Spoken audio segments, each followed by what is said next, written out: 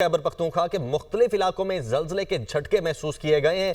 सवात, चारसदा, मालाकंड, बीरबाला, बटग्राम और गिरदोनवाह में जल्जले के शदीद झटके महसूस किए गए हैं।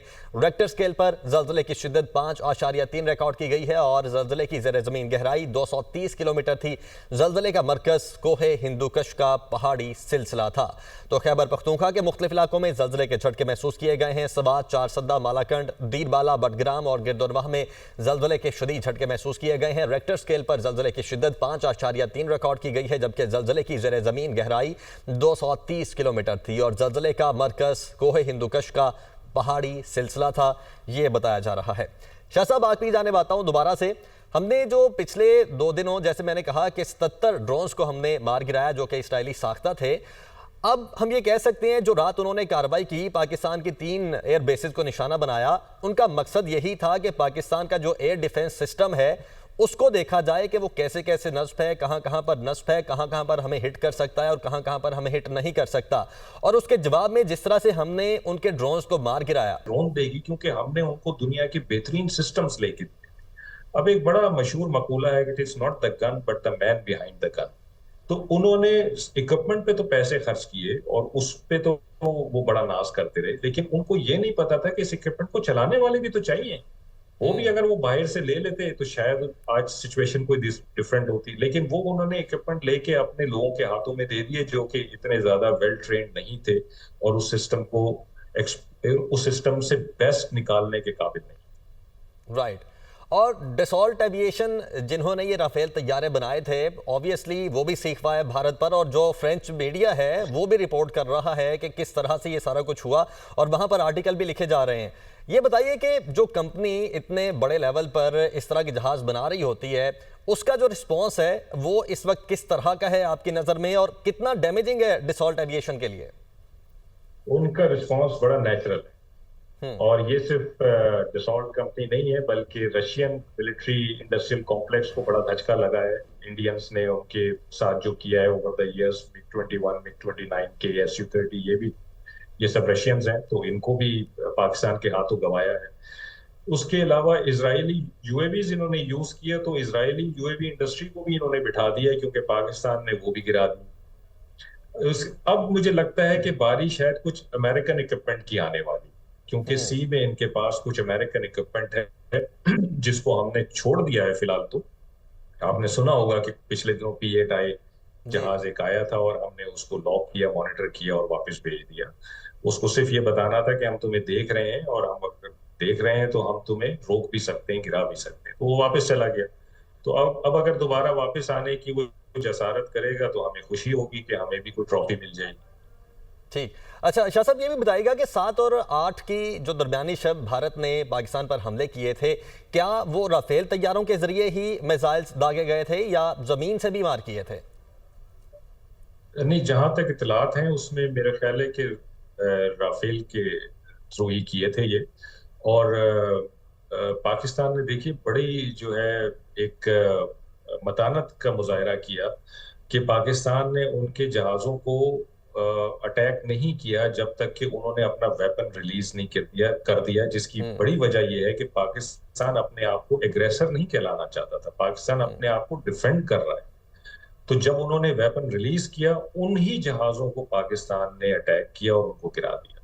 उनके साथ भी बहुत सारे जहाज आए थे जो उनकी प्रोटेक्शन के लिए थे, लेकिन पाकिस्तान ने उनको जाने दिया क्योंकि जितना काम करना चाहिए था उस वक्त पाकिस्तान ने उतना काम किया। अब क्योंकि गवर्नमेंट ने पाकिस्तान आर्म फोर्सेस को एक खुला हाथ दे दिया है कि आप अपनी दानिश के मुताबिक, अपनी प्लानिंग और स्ट्रेटेजी के मुताबिक अमल करें, तो अब तीनों आर्म फोर्सेस आजाद हैं कि उनको जो वो समझते हैं बेहतर करना चाहिए वो करेंगे। उसमें कभी कभी टारगेट्स ऑफ अपॉर्चुनिटी भी ले लिए जाते हैं, यानी जो चीजें आपकी कैलकुलेशन में नहीं होती और अगर आपके सामने आ जाए तो आप उनको भी मार सकते हैं। सही। अच्छा, और साथ ही ये भी खबर थी कि हमने बेसिकली उनके 10 से 15 जहाज लॉक किए हुए थे। ये भी हमारे नाज़रीन को समझाइए, व्हाट डज इट मीन कि जब आप किसी दूसरे जहाज को लॉक करते हैं और कितनी देर तक आप उसको डैमेज करने की पोजीशन में होते हैं?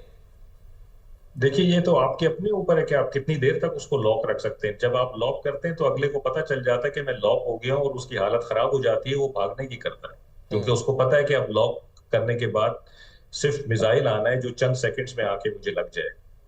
तो ये भी एक खौफ होता है जो आप दुश्मन के दिल में डालते हैं जब आप उसको लॉक कर लेते हैं, और उसको समझ आ जाती है कि अब मेरा बचना मुश्किल है। ठीक। अच्छा, साथ ही राफेल का और J-10C हमारे पास जो गालिबन सबसे बेहतरीन जो एयरक्राफ्ट है वो J-10C है, उसका और राफेल का थोड़ा सा मुवाजना भी कर दें। देखिए, J-10C और राफेल जो है वो दोनों तकरीबन 4.5 जनरेशन के एयरक्राफ्ट हैं, तो इनकी कैपेबिलिटीज बराबर है। लेकिन जो J-10C है उसका एक बड़ा एडवांटेज ये है, आपने अगर उसकी शक्ल देखी हो तो उसकी आगे एक लंबी सी कोन बनी हुई है, जी। उसका मतलब है कि उसके पास बड़ा ताकतवर रडार है हम्म। और वो अपने मुखालिफ जहाज को बहुत दूर से देख सकता है। तो जब देखें, इसमें टाइम इतना कम होता है एयर वॉरफेयर में कि आपने सेकंड्स में डिसीजन लेना होता है, तो आपकी कोशिश ये होती है कि आप जितनी जल्दी अपने दुश्मन को देख लें, आपके पास डिसीजन मेकिंग का टाइम उतना ज्यादा बच जाता है। तो जो J-10C के पायलट्स हैं उनको ये एज हासिल था कि वो इंडियन जहाजों को बहुत दूर से देख सकते थे और अपना डिसीजन मेकिंग आराम से कर सकते थे, जबकि जो राफेल है उसके पास ये कैपेबिलिटी कम है J-10C के मुकाबले में, जिसकी वजह से उनको ये मुश्किल पेश आई और वो सिचुएशन को हैंडल नहीं कर सके जब तक उनको समझ आई मिसाइल मेरे ख्याल में लॉन्च हो चुका था। ठीक। अच्छा, ये भी बताइएगा कि 2019 तक तो हम भी, पूरी दुनिया भी ये मानती थी पाकिस्तानी फ़ज़ाइया इंडियन फ़ज़ाइया से बहुत बेहतर है। आज भी ये बात वैसे ही है, लेकिन चूंकि इंडिया ने राफेल खरीदे तकरीबन $9 बिलियन के, और उनको ये लगता है कि अब उनकी फ़ज़ाइया पाकिस्तानी फ़ज़ाइया से स्ट्रॉन्ग हो चुकी है।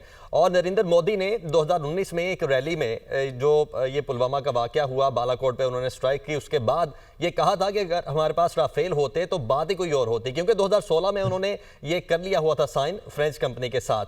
आज आप कैसे एनालाइज करते हैं इस सिचुएशन को? आपको पता है कि 29 अप्रैल को इन्होंने एक और मुआहदा किया है तकरीबन 24 या 26 राफेल लेने जी, के लिए वो अपनी अपने नेवी के लिए, जो एयरक्राफ्ट कैरियर जी के तो लिए जो वहां से यूज 2030 में होंगे। आएंगे।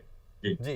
तो अब ये मेरा ख्याल है कि दोनों साइड्स को रिव्यू करने की जरूरत पड़ जाएगी कि ये मुआहदा आगे चलना चाहिए या नहीं चलना चाहिए, और उनका जो फख्र था और उनका जो नाज था वो तो मिट्टी में मिल गया। तो अब पता नहीं ये कोई और ही कोई टेक्नोलॉजी चांद से शायद कुछ ढूंढेंगे जो कि ऐसी हो कि जो जमीनी ना हो और पाकिस्तान एयरफोर्स उस पर काबू ना पा सके।